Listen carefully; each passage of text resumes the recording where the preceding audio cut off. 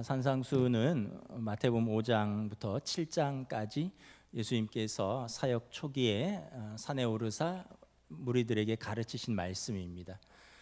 산상순의 서론은 팔복이라 그랬죠. 천국 시민의 자질과 내적인 성품들, 그리고 그 8가지가 가져오는 진짜 복에 대해서 예수님 말씀하셨고, 그리고 나서 천국 시민들이 땅에서는 어떻게 살아야 하는가, 너희가 빛과 소금으로 살아야 한다. 그러면서 빛과 소금으로 살기 위해서 그들에게 율법을 해석해 주십니다. 율법은 그 당시에 그들에게 법이고 또 신앙생활이고 또 실제로 삶입니다. 그때는 이제 신정일치, 교회와 정치가 일치된 시대였기 때문에 율법은 곧 사회법이기도 하고 그들의 생활이기도 한 거죠. 그래서 예수님께서 가르치신 율법의 핵심은 2가지입니다. 내가 율법을 완성하러 왔다. 율법은 천국 시민으로 하여금 천국 들어갈 수 있도록 하나님께로 인도해가는 하나하나의 법인데, 예수님이 그것을 완성하러 오셨다는 것입니다. 그 당시는 이해하지 못했지만 예수님이 십자가에서 우리의 죄를 속량하심으로 우리를 하나님의 자녀로 삼으심으로 율법을 완성하셨고요. 2번째는 예수님께서 너희의 의는 바리새인과 서기관들의 의보다 더 나아야 된다라고 말씀을 하십니다. 서기관과 바리새인들은 법을 잘 알고 그래서 그 법을 잘 적용하고 또 가르치지만 실제로는 그들은 겉으로 형식적인 율법을 지키는 거지 내면적이고 그 동기까지는 하나님이 살펴보시면 그렇지 못하다. 그래서 너희들이 천국 시민으로서 바리새인과 서기관들의 의보다 나아야 된다. 그러면서 몇 가지 예를 들어주시죠. 제6계명에 대해서 살인하지 말라, 또 제7계명 간음하지 말라, 또 이혼에 대해서 분노에 대해서 쭉 말씀하시고, 오늘은 맹세에 대한 예수님의 율법 해석과 예수님의 가르침입니다. 저를 비롯해서 많은 분들이 많은 맹세를 하고 살죠. 그리고 대부분 그 맹세를 잘 지키지 못할 때가 많이 있습니다. 미국의 명문 야구 구단인 LA 다저스라는 팀이 있는데 그 팀의 감독이 데이브 로버츠 감독이 올 3월에 미국의 유명한 스포츠 토크쇼에 출연해서 이렇게 장담했습니다. 다저스가 2022년 월드시리즈 우승을 합니다. 기록으로 남길 것입니다. 우리가 우승 못하면 말이 안 됩니다. 나는 우리 조직을 믿고 올해 정상의 자리에서 마무리할 것입니다. 3월이면 야구 시즌이 시작도 하기 전에 우승을 장담했는데 지금 가을이거든요. 가을 야구가 시작을 하는데 1승 3패로 포스트 시즌에 문턱에서 그냥 탈락을 해버렸습니다.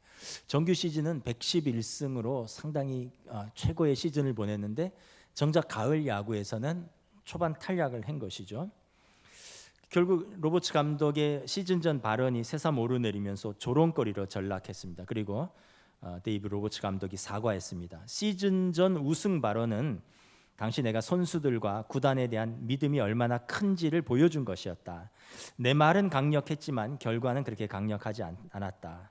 그래서 기자들이 내년에는 어떻게 할 거냐 했더니 내년에는 장담할 수 없다. 하지만 이 조직에 대한 나의 믿음은 여전히 강하다. 이렇게 사과를 했습니다. 어쨌든 함부로 호언장담했다가 공개적으로 망신당한 셈이죠. 맹세에 대해서 율법은 어떻게 가르치고 있느냐, 우리 33절을 한번 봉독하도록 하겠습니다. 시작. 또 옛사람에게 말한 바 헛맹세를 하지 말고 내 맹세한 것을 주께 지키라 하였다는 것을 너희가 들었으나 이것은 그들이 전에 받은 율법입니다. 율법은 맹세를 어떻게 가르치냐 하면 헛맹세를 하지 말라는 것입니다. 왜냐하면 레위기 19장 12절에 너희는 내 이름으로 거짓 맹세를 함으로 내 하나님의 이름을 욕되게 하지 말라. 나는 여호와니라.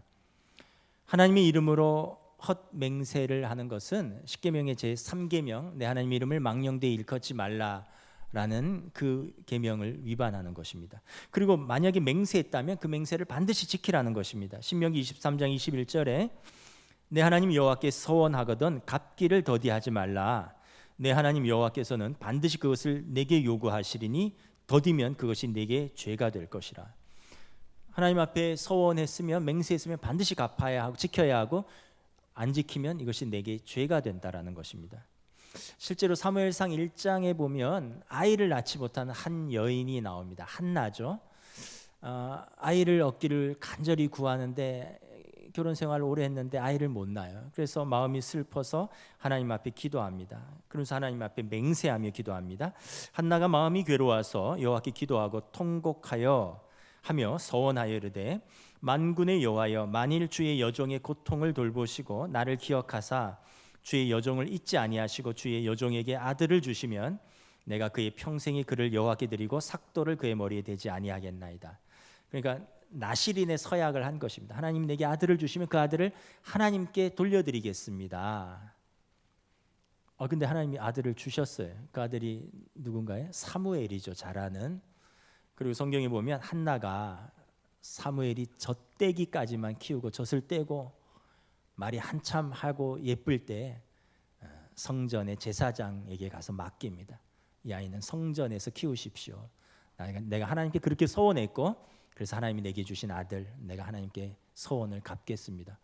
그래갖고 젖 막 된 어린아이가 뭐 한 2살쯤 됐겠죠. 엄마 아빠를 떠나서 성전에서 자라게 됩니다. 우리가 생각할 때 그 정도 하나님이 이해 못하실라나 생각하는데 어쨌든 한나가 그 서원을 지키고 그리고 사무엘은 이스라엘의 가장 위대한 사사이자 선지자가 되는 것입니다. 그러니까 그만큼 구약에서 율법 맹세는 신중히 맹세해야 되고 맹세한 것은 반드시 지켜야 하는 것입니다. 근데 예수님의 율법 해석은 좀 다르게 말씀을 하십니다. 우리 34절 봉독하겠습니다. 시작. 나는 너희에게 이르노니 도무지 맹세하지 말지니 하늘로도 하지 말라 이는 하나님의 보좌임이요. 맹세에 대한 예수님의 가르침은 무엇이냐면 도무지 맹세하지 말라라는 것입니다.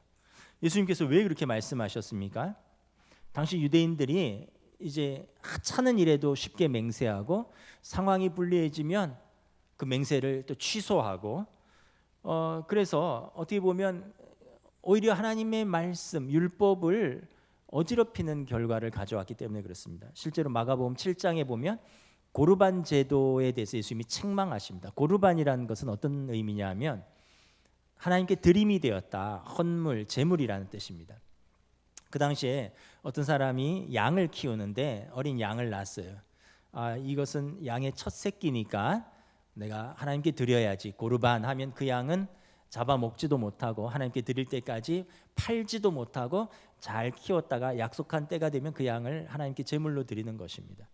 이게 이제 고르반인데 사람들이 이 고르반 제도를 악용한다는 거예요. 부모를 공경해야 되는데 노년의 부모를 공경하기 싫으니까 유대인들에게 부모를 공경한다는 의미는 뭐냐면 부모를 의식주를 책임진다는 거예요. 부모는 어렸을 때 자녀의 의식주를 책임지고 장성한 자녀는 노년의 부모의 의식주를 책임지는 것입니다. 이것이 부모를 공경하는 것입니다. 그런데 유대인들이 부모를 공경하기 싫으니까 내게 주신 것 하나님께 고르반, 하나님께 드림이 되었습니다. 그때까지 이것은 쓰지도 못하고 누굴 드릴 수도 없습니다. 하고는 부모를 봉양하지 않는다는 거예요. 예수님께서 책망하십니다. 모세는 내 부모를 공경하라 하고 또 아버지나 어머니를 모욕하는 자는 죽임을 당하리라 하였거든 너희는 이르되 사람이 아버지에게나 어머니에게나 말하기를 내가 드려 유익하게 할 것이 고르반 곧 하나님께 드림이 되었다고 하기만 하면 그만이라 하고 자기 아버지나 어머니에게 다시 아무것도 하여 드리지 아니하느니라. 책망하는 거죠. 자기 재산을 고르반 난 때가 돼서 하나님께 드리겠다. 그래서 이 재물은 쓸 수 없다. 부모에게도 못 드린다. 그리고는 부모님 돌아가시면 제사장한테 가서 고르반 취소 이런다는 거예요. 또 고르반은 취소할 수가 있어요. 그러면 다른 걸 드려야 돼. 그 양을 취소하면 다른 것을 드려야 되는데 그냥 고르반 취소해버리고 그 이제 또 자기가 부모님 돌아가시면 쓴다는 거죠. 그러니까 너희가 하나님 앞에 맹세하고 오히려 부모를 그런 식으로 해서 공경하지 않으니 너희가 나쁘다. 요즘 말로 하면 이런 것입니다. 나는 하나님께 11조도 드리고 감사 예물도 드리고 선교 예물도 드려서 부모님 용돈 드릴 돈이 없습니다. 근데 가만히 보니까 자기 취미 생활 할 거 다 하고 맛있는 거 먹으러 다 다니고 놀러 다니고 그리고 부모님한테는 난 드릴 게 없습니다. 뭐 이런 거랑 고르반이 비슷하다는 거죠. 그런데 정작 그런 분들이 하나님 앞에 헌금은 제대로 할까요? 자기 부모도 안 돌보는 분들이 예수님이 그 얘기를 하는 거예요. 너희가 고르반으로 악용해서 부모도 공경하지 않고 하나님의 법도 지키지 않는도다. 그러면서 너희의 맹세가 일상에서 헛것이라는 것입니다. 오늘 보면 34절부터 36절 우리 다 함께 봉독하겠습니다.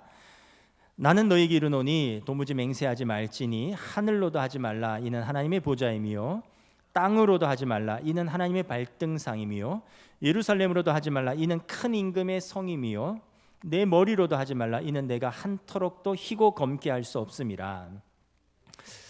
예수님 말씀은 당시 유대인들이 어떻게 맹세했는지를 잘 보여주고 있습니다. 하늘로 맹세하고 땅으로 맹세하고 성전으로 맹세하고 예루살렘 성으로 맹세하고 심지어 자기 머리를 걸고 맹세한다는 거예요.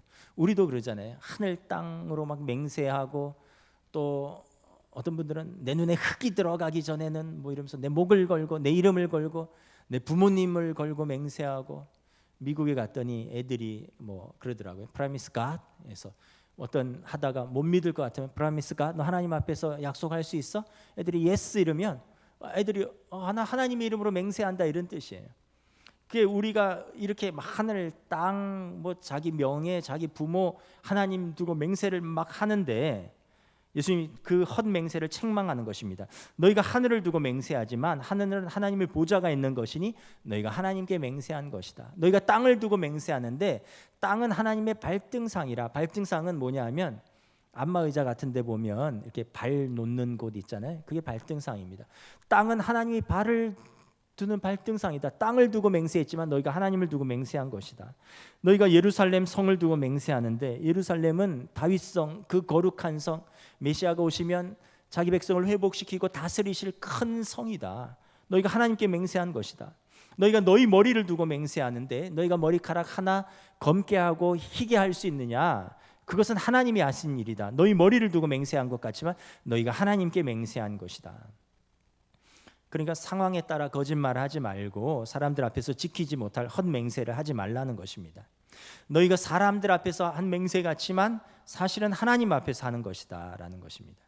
결국 예수님의 말씀은 무엇이냐면 너희가 헛맹세, 맹세를 막 남발하는데 이것은 제3계명 하나님의 이름을 망령되이 일컫는 것, 제9계명 내 이웃에 대해서 거짓 증거하는 것, 이것을 위반하는 것이다. 저나 여러분은 어떻습니까? 여러분 우리는 약속이나 맹세를 함부로 남발하진 않습니까?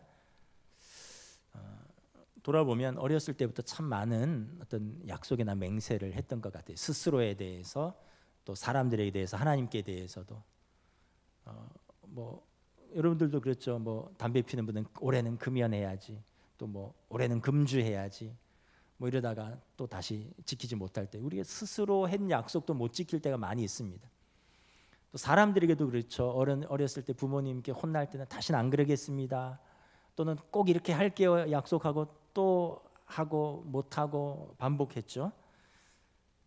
결혼할 때도 막 아내에게 남편에게 결혼하면 당신만 사랑해 줄게, 당신에게 당신 행복하게 해줄게. 어떤 사람은 손에 물 안 묻히게 해줄게. 저는 그 얘기는 한 적이 없어요. 손에 물 안 묻히게 해준다. 근데 제 손에 너무 물을 안 묻혀서 조금 혼나고 있긴 한데, 근데 결혼 전에 한 약속 다 못 지키죠. 결혼해서도 아이들 키우고 집안일 잘 도와줄게, 아이들 키우는 거 도와줄게 하는데 이 참 지키기가 어렵더라고요. 하나님께도 어려움이나 위기가 닥칠 때마다 기도하고 또 맹세하고 서원했습니다. 어렸을 때 학교 다닐 때는 하나님 이번 시험만 잘 보게 해주세요. 뭐 이번 시험만 통과하게 해주시면 내가 하나님의 뜻대로 살겠습니다. 뭐 열심히 예배드리겠습니다. 또 크면서 어떤 어려움이나 어떤 위기가 닥칠 때 하나님 이 문제 좀 도와주시면, 이 문제 해결해 주시면 정말 내가 하나님의 뜻대로 살겠습니다. 정말 충성스럽게 살겠습니다. 나름의 기도였는데 하나님 앞에서 조건을 두고 맹세했는데 돌아보면 그 하늘로 땅으로 사람으로 두고 맹세한 것들을 다 지키지 못했죠. 결국 맹세한 그때는 사실은 진심이었어요. 그 당시는 진심이었는데 돌아보면 하나님께도 사람에게도 지키지 못했으니 거짓말하는 셈이 되고 만 것이죠. 근데 성경에는 맹세 자체를 금지한 적은 없습니다. 오히려 율법은 맹세를 했으면 잘 지켜라 라고 말씀을 합니다. 그리고 구약 신학은 이 맹세의 신학입니다. 언약 신학이라기도 하는데 하나님이 아브라함과 언약 맹세하셨고 아브라함은 하나님과 언약 맹세했습니다. 그리고 아브라함의 후손들은 하나님께 또 맹세 언약하는 것입니다. 그래서 아브라함은 이삭에게, 이삭은 야곱에게, 또 야곱은 요셉에게, 요셉은 또 그의 형제들에게 맹세하고 다윗은 요나단에게, 요나단은 다윗에게 맹세하고 구약 신학은 언약의 신학, 맹세의 신학이에요.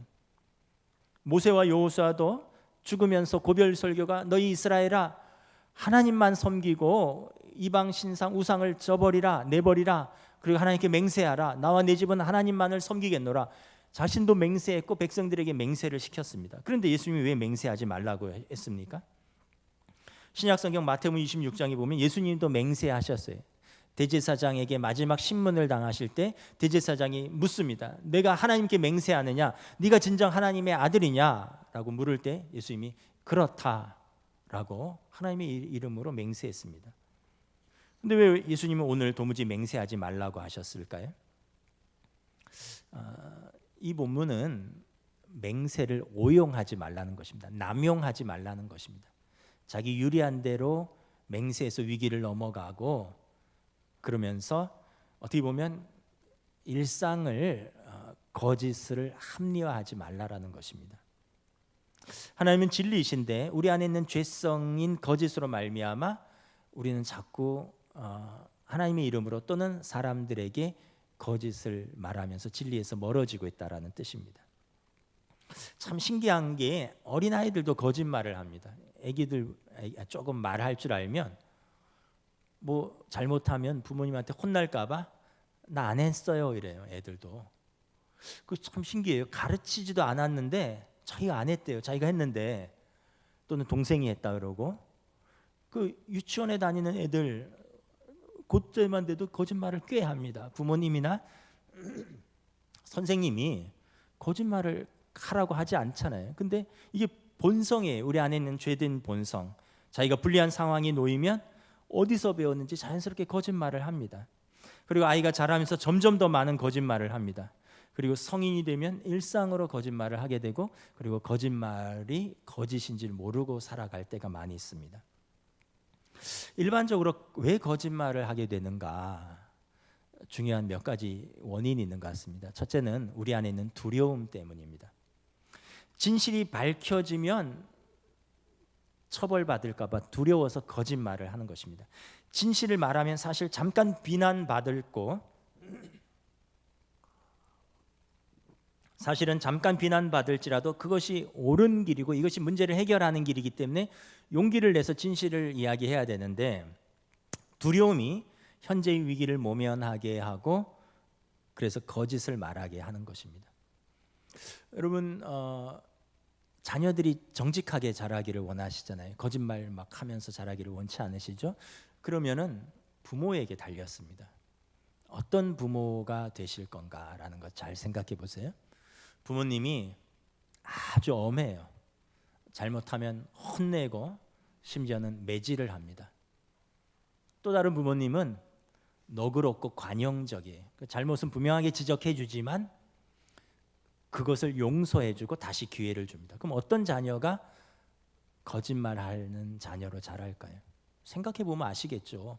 말하면 혼나고 심지어 때리는데 그 어떻게 진실을 얘기하겠어요? 그런데 잘못한 것을 얘기하면 지적받고 또 때로는 작은 책임도 지지만 용서를 받고 또 다시 기회를 주는 부모라면 아이들은 용기를 내서 거짓이 아니라 진실을 이야기하게 될 것입니다. 그래서 여러분 왜 우리 아이는 말을 안 해요? 부모에게 달렸어요. 말을 못하게 하는 분위기예요. 말하면 너 잘못됐다 하니까 잘못됐다고 하는데 말을 어떻게 하겠어요? 말하면 혼내는데 어떻게 얘기를 하겠어요? 들어줄 수 있고 또 다시 용서해주고 용납하고 기회를 줄 수 있는 너그러운 부모가 되셔야지 자녀랑 이야기를 할 수 있고 자녀가 진실을 얘기를 할 수 있는 거예요. 우리 안에 두려움을 극복하는 길은 거짓이 아니라 오히려 정직할 때라는 것을 부모가 자녀 양육을 통해서 자녀에게 알려주셔야 합니다. 예수님께서 말씀하셨습니다. 진리가 너희를 자유케 하리라. 우리가 거짓말을 하는 또 주요 원인 중에 하나는 우리의 탐욕 때문입니다. 우리의 작은 욕심 때문에 그렇습니다. 그 욕심과 그 이익을 지키려고 우리가 거짓말을 합니다. 그 뷔페나 놀이공원 입장할 때 그런 게 있잖아요. 나이 제한이 있잖아요. 뷔페 같은 경우 예를 들면 초등학생 이하는 반값입니다. 뭐 놀이공원에서 몇 세 이하는 무료 입장입니다. 그러면 뭐 저도 해봤어요. 저도 놀이공원 갈 때 우리 둘째가 워낙 작아서 만약에 얘를 잘 기억은 안 나는데 몇 세 이상인지 6세 이상인데 냅다 그 앞에서 업고 너 5살이라 그래라. 작으니까. 왜냐하면 그 몇만 원이 아까워서. 저도 해봤고 여러분들도 다 해보셨을 거예요. 뷔페나 또 놀이공원 같은 데서 너 학교 안 다닌다 그래? 그럼 애가 나 1학년인데 괜찮아 너 학교 안 다닌다 그래. 근데 어떻게 보면 부모가 거짓말을 가르친 셈이죠. 그러니까 뭐 저도 그렇고 여러분들도 회개할 게 좀 있죠. 어떻게 보면 여러분 우리가 그걸 극복해야 되는데 그 상황 속에서 극복을 못해요. 대학 다니면은 대리 출석하고 또 컨닝하는 게 뭐 요즘은 모르겠는데 저희 다닐 때만 해도 좀 일상이었습니다. 그래서 대리 출석하고 제가 신학대학원 다닐 때 제가 제 이름과 동명이인인 동기가 있었어요. 똑같이 박은성이에요. 근데 이 친구는 장로의 신학대학교 학부 출신이기 때문에 박은성 A이고 저는 일반 대학을 나왔기 때문에 박은성 B입니다. 저희 동기가 250명인데 신학 수업을 할 때 신학과를 나온 친구들은 신학개론이라든가 이런 기초 과목들은 들을 필요가 없기 때문에 학부에서 들었기 때문에 이 친구들은 다른 수업을 합니다. A반은. 그리고 B반은 그 개론부터 다 다시 들어야 돼요. 그래서 A, B를 나눠놔요. 그러다가 공통 과목은 다 같이 들어야 됩니다. 250명이. 그러면 이제 A도 듣고 B도 듣고 다 같이 모이는 거죠. 근데 이제 제가 신학교 다닐 때 나이가 이제 입학할 때 30이었는데 결혼을 했고 그 다음에 큰 아들을 낳았어요. 근데 얘가 얼마나 예민한지 자다가 2시간마다 깨네. 그러니까 깨면은 우유 먹여야죠, 젖 먹여야죠, 업어서 재워야죠. 이게 2시간마다 반복하니까 이거 학교 갈 때 되면 완전 녹초가 되는 거예요. 그 늦잠 자고 막 허겁지겁 가는데 흑석동에서 광나루까지 가는데 지하철이 다 연결이 안 되니까 버스 타고 지하철 타고 가다가 또 언덕길 10분 올라가고 너무 힘드니까 아침에 첫 시간은 지각하기가 일쑤였습니다. 그러면 출발할 때 전화를 해요. 박은성 A한테. 야 형인데 그 친구는 군대를 안 갔어요. 그래서 바로 들어와서 24인가 5이고 저는 군생활 40개월 하고 직장생활 2년 했기 때문에 30이고 그러니까 저보다 한 6살 어리죠. 그래서 제가 전화를 합니다. 야 형인데 야 첫 시간 박은성 내 이름 부를 때 너가 네 하고 대답 좀 해라. 그랬더니 이 친구가 형 그건 좀 곤란한데. 야 너 거짓말 아니야. 너 박은성이잖아. 박은성 A 부를 때 네 하고 박은성 B 부를 때 네 하면 되잖아. 왜냐하면 선생님들이 출석부를 2개를 가지고 있어요. 그래서 A반을 다 부른 다음에 다시 가나다 순으로 B반을 부르는데 그 사이가 한 2, 3분 걸리거든요. 250명 부르니까. 그래서 제가 지각하는 건 뻔하고 그래서 이 친구한테 그거를 좀 강요를 했어요. 어느 날 이 친구가 저를 불러서 이야기를 하더라고요. 형 나 이거 도저히 못하겠다. 신학교에 왔는데 거짓말 하기가 어렵다. 나중에 알아보니까 그때는 잘 몰랐는데 이 친구가 고등학교까지 미국에서 다녔어요. 그리고 목사가 되려고 한국으로 신학교로 온 거예요. 미국에서는 거짓말하면 크게 처벌받습니다. 우리가 상상하는 것보다 더 큰 처벌을 받아요.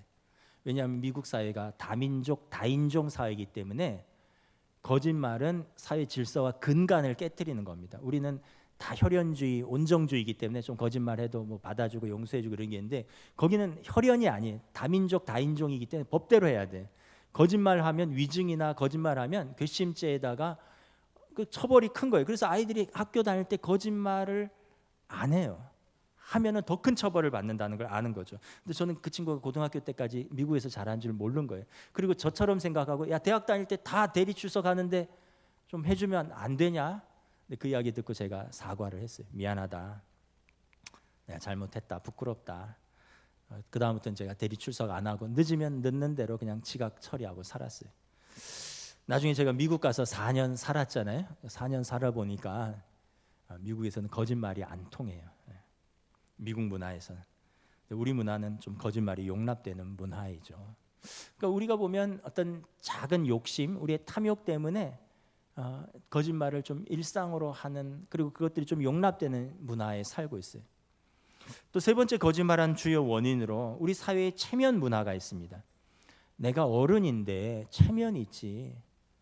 내가 잘못을 인정하기가 어려운 거예요. 어른이다 보니까. 가장인데, 내가 아버지인데, 내가 엄마인데 애들한테 내가 잘못을 인정하기가 싫은 거예요. 그렇게 되면 체면이 손상되니까. 학교에서는 선생님인데 선생님이 어린 학생들, 내가 가르친 학생들 앞에서 잘못했다라는 걸 인정하면 체면이 손상되잖아요. 그래서 그런 것들을 인정을 안 하고 덮어버립니다. 직장에서 내가 상사인데, 내가 부장이고 내가 임원인데 어린 직원들 앞에서 내 잘못을, 내 실수를 인정하면 내 권위가 깎일까 봐 쉽게 인정을 하지 않아요. 요즘은 그렇지도 않은데 옛날에는 교회에서 목사님은 성도들한테 잘못했다는 얘기를 안 했어요. 왜냐하면 목사님은 교회 어른인데 성도들한테 잘못했다 하면 실수한 것을 인정하는 것이기 때문에. 우리나라 문화가 그런 게 있죠. 최근에 대통령의 해외 순방 중에 비속어 논란이 있었죠. 근데 사실 그것도 간단한 문제예요. 내 마이크 켜준 줄 모르고 참모들에게 개인적으로 얘기했는데 마이크가 켜져서 좀 미안하게 됐다. 좀 상스러운 얘기가 나갔다. 뭐 바이든인지 날리면인지 뭐 이거는 뭐 논외로 치고 어쨌든 욕한 거랑 쪽팔리다 한 거는 사실이니까. 그리고 어쨌든 그게 뭐 미국 의회인지 한국 의회인지 둘 중에 하나는 사실이니까 사과하고 그러면은 마무리되는 거죠. 근데 대통령도 대통령실 참모도 누구도 사과하지 않아요. 그리고 왜 이것을 누가 이것을 뭐 오용했느냐, 거짓으로 이용하느냐. 그러니까 두려움이 거짓을 말하게 하고 점점 진실에서 멀어지고 여야 간의 소모적인 정쟁으로 치닫게 되고 국민들은 분열되고 아무도 여기에 대해서 사과하지 않고. 이게 우리나라 체면 문화입니다. 부모는 자식에게, 선생님은 학생에게, 직장에서 어른들이라고 하는 분들은 후배들에게, 고위공직자는 밑에 후배들에게 안 해요, 사과를. 근데 지금은 시대가 바뀌었습니다, 여러분. 어른이고 권위자라고 잘못했는데 인정하지 않고 덮어버리면 어떻게 되냐면 더 존경받지 못합니다. 더 존경받지 못합니다. 관계가 깨져버려요. 근데 잘못했다는 것 인정하고 사과하면 어떻게 됩니까? 첫째는 자기가 새로워져요. 자기가 잘못한 허물을 인정하면 자기에게 그 잘못에 대한, 허물에 대한 어텐션이 생겨요. 아, 내가 잘못했구나. 여기 앞으로는 주의해야지. 그러면 자기가 더 새로워지는 거죠. 근데 그걸 인정 안 하면 거기에 대한 어텐션이 안 생겨요. 그럼 잘못이 잘못인 줄 모르고 똑같은 잘못을 하게 되는 거죠. 그리고 내가 인정하고 사과하면 상대방의 관계가 새로워져요. 요즘 세대는 여러분 권위자라고 주춤하지 않습니다. 하고 싶은 말 다 하고요. 안 받아들여지면 사정없이 떠나요. 떠나버립니다. 제가 주중에 참 커밍아웃을 하나 해야지. 백내장 수술을 했어요. 백내장 수술을 하고 수요일 목요일 다초점 렌즈를 수정체에다 삽입을 했습니다. 안경을 벗었습니다. 이 안경은 참고로 도수 없는 안경입니다. 이제 안경 없이 글도 읽고 사람도 보고 다 합니다. 근데 이제 제가 그 반응이 궁금하잖아요. 그래서 뭐 주중에 이제 미국으로 성영교 목사님 토요일 돌아가셨는데 성 목사님도 만나서 뭐 식사도 하고 뭐 이런저런 이야기도 하고 또 다른 분들도 만나고 또 노예 어른들도 좀 만날 일이 있고 토요일 날 새벽에 우리 성도들도 만나고 그래서 제가 안경 벗은 모습을 보여줬어요. 그랬더니 어른들이 이렇게 말씀하셔요. 그리고 그래도 제가 목사고 아직은 이제 적은 나이는 아니니까 와, 목사님 안경 벗으니까 더 젊어졌어요. 아, 목사님 인물 시원해졌네요 이러더라고요. 그래서 전 진짜 그런 줄 알았어요. 근데 집에 왔더니 애들은 뭐라 그러냐 하면 참고로 어제 청년들을 만났는데 그 창업한다 그래서 왔더니 청년들이 한 3명 있더라고요. 그래서 제가 안경 벗은 모습을 보여줬어요. 어떠냐 이랬더니 애들이 뭐라냐면, 목사님 뽀로로가 안경 벗은 것 같아요. 쓰세요. 아 진짜 우리 애들은 뭐라 그러냐면, 아빠 도저히 못 봐주겠어요. 있는 교인도 떨어지겠어요. 안경 쓰세요. 교회 갈 때 꼭 안경 쓰세요 이러더라고요. 참고로 뽀로로 안경 벗은 것 같아요? 아니면 더 시원하고 더 잘생기셨나요? 저는 다 보여요. 쓰나 안 벗으나. 근데 이제 이거는 그냥 블루라이트 자외선 차단 보안경입니다. 안경 쓰래요 애들이. 우리 청년들은 뽀로로 안경 벗으면 안 되니까 쓰라 그러고, 우리 집 아이들은 있는 교인도 떨어지겠다 아빠 보고 쓰라고 해서 쓰는 겁니다. 그러니까 시대가 바뀌었어요. 어른들은 그래도 권위 체면 세워주느라고, 아유 더 젊어 보이네요, 더 시원해 주시면 더 인물 좋아 보여. 그래서 어떻게 보면 나름대로 이렇게 완곡 어법을 써요. 근데 요즘 젊은 세대는 그렇지 않아요. 느끼는 그대로 얘기를 하는 거예요.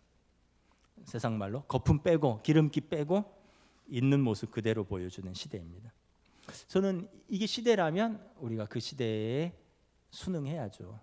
체면 또 어떤 권위 이런 게 아니라, 연약하면 연약한 대로, 부족하면 부족한 대로, 또 실수했으면 실수한 대로, 사과할 거 있으면 사과하고, 잘못한 거 있으면 인정하고, 그러면서 진정성 있고 진실한 모습을 보이면 여러분 그게 오히려 나도 새로워지고 더 관계도 새로워지는 것입니다. 감추고 아니라고 우기고 권위로 눌러버리고 그러면 하나님 앞에서도 사람들 앞에서도 진실하지 못하게 되는 것입니다. 링컨 대통령이 말했습니다. 정직이 최선의 방책이다. Honesty is the best policy. 정직한 게 최선이다. 이게 모든 문제를 해결할 방법이다. 우리 안에 두려움이 있습니다. 또 때로는 작은 이익도 있습니다. 체면도 있어요. 그런데 그거보다 더 큰 것은 우리가 진실되고 정직한 삶으로 하나님과 사람들 앞에서 올바른 삶을 진리 가운데 살아가는 것입니다.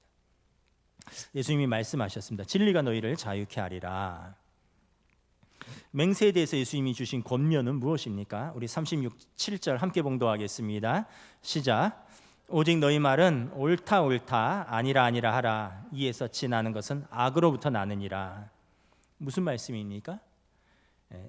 지키지 못할 말에 맹세를 하지 말라는 것입니다. 겸손히 자기 생각을 말하되 또 말한 것을 충분히 뒷받침할 수 있는 그런 진실되고 책임 있는 삶을 살라는 것입니다. 그러면 하나님께서 도와주셔요. 말씀을 마치겠습니다. 내가 너희에게 이르노니 너희 의가 서기관과 바리새인보다 더 낫지 못하면 결코 천국에 들어가지 못하리라. 진실은 맹세할 필요가 없습니다. 그리고 세상은 성도의 말이 아니라 성도의 인격과 삶을 보는 것입니다. 우리 찬양하시겠습니다.